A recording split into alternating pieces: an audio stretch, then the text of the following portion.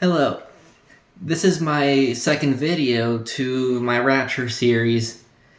If you have not seen my first video, I suggest you do that because this builds off of it, and the link will be in the description too.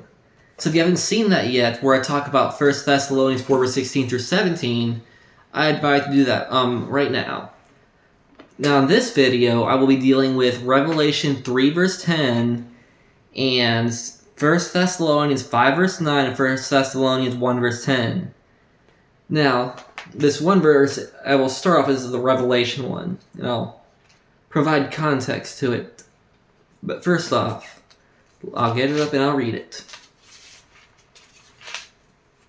Okay, and here it is. Because you have kept the word of my perseverance, I will also keep you from the hour of testing, that hour which is about to come upon the whole world to test those who dwell on the earth. A few years ago, I was doing a Bible study with someone on Revelation, and I was beyond tired that day, and he used this verse to support the Rapture pre-tribulation, because he says that in this verse that he will keep you from the hour of trial or testing. And the thing was, I read the headline to this verse, and it says, Message to Philadelphia. And that's a problem, because this is specifically to the Church of Philadelphia, and not the entire Christian church. Because, what about the Church of Laodicea? Well, they're not that good, but, Pergamum, Ephesus, Smyrna, Sardis, which Sardis was actually a dead church. And also look what is said to the church of Smyrna. I know your tribulation, your poverty, and a blessing those who say they are Jews and are not, but are a synagogue of Satan. Do not fear what you are about to suffer. Behold, the devil is about to cast some of you into prison, so that you will be tested. And you will have tribulation for 10 days. Be faithful until death, and I will give you a crown of life. That's to the church of Smyrna, and this church, nothing bad is spoken against it. So if this verse in Revelation 3 verse 10 is talking about the rapture, that means it's only for those in the church of Philadelphia and not the whole Christian church. So that's another problem. Now, the thing is, this interpretation is not just, it's not even saying the church of Philadelphia will be taken away. It may sound like that, but you need to study not only the whole, the whole book. You need to study the original languages and the letters in Greek. And I looked up the word Greek, or the word for keep in Greek, and it changes the whole meaning, because the Greek word is tyrio, and its Strong's number is 5083. And it means to guard properly by keeping the eye upon, and thus differing from this other word. And, implies a full fortress or military lines of apparatus. This word means to guard. Let's reread this verse in Thessalonians, but I'll take the word keep out, and I'm going to put the word guard in its place. Because you have kept the word of my perseverance, I will also guard you from the hour testing, that hour which is about to come upon the whole world, and to test those who dwell on the earth. That's a different thing there, because guarding is not taking away. Like this, if I were to take, let's say, if I were to take the Bible away from this chair, I would do this and throw it over here. That is taking away.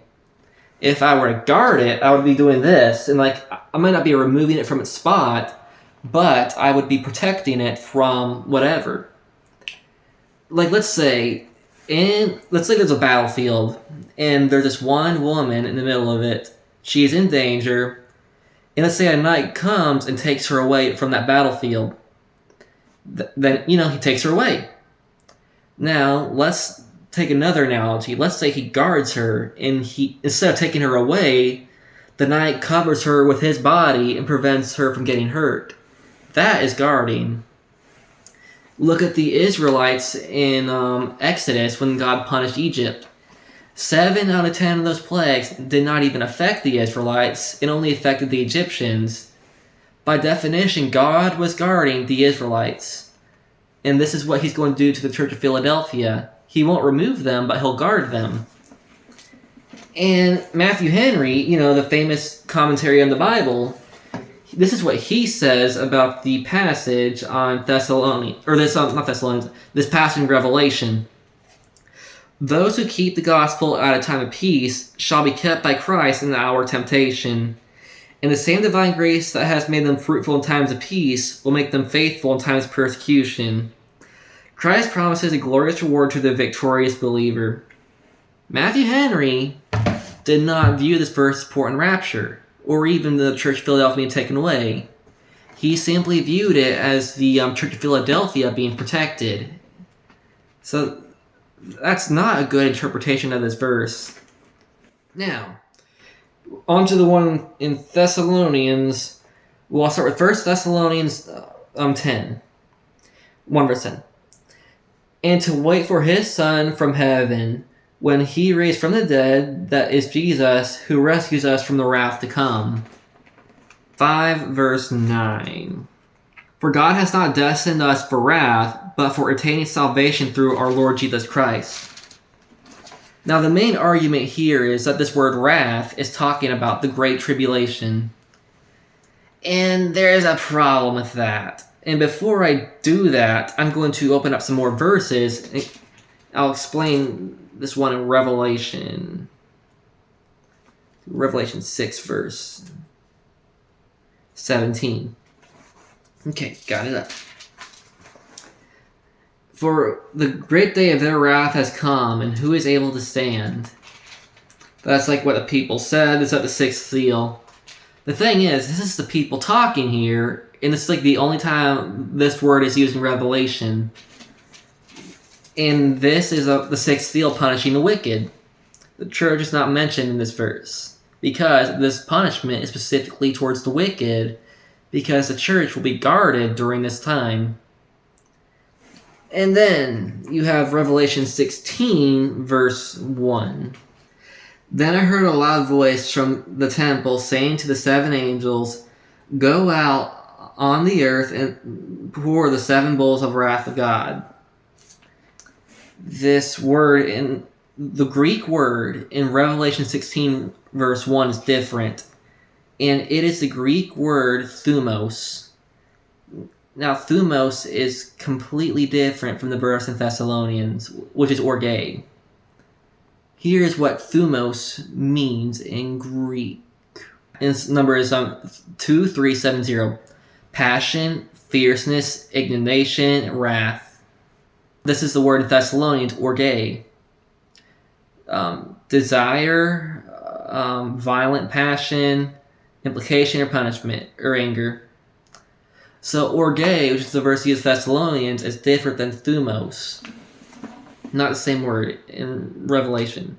Let's go to Revelation 7, verse 4 or 14. This is a pretty good verse here.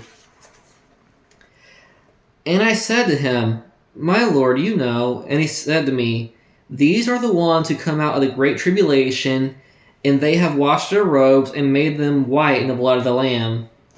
Now this is a multitude from the Great Tribulation of all nations. This provides a problem for a pre-tribulation rapture, but notice, it talks about Christians coming out of the Great Tribulation. If the Great Tribulation was the wrath in Thessalonians, this would not be the case, but it is, because the wrath in Thessalonians is different. So there's a difference between wrath and tribulation. Let's go to the Gospel of John, chapter 16, verse 33, where Jesus says something very important. These things I have spoken to you, so that in me you may have peace. In the world you have tribulation, but take courage, I have overcome the world. So, we may be guaranteed to be spared from wrath, but we're promised tribulation.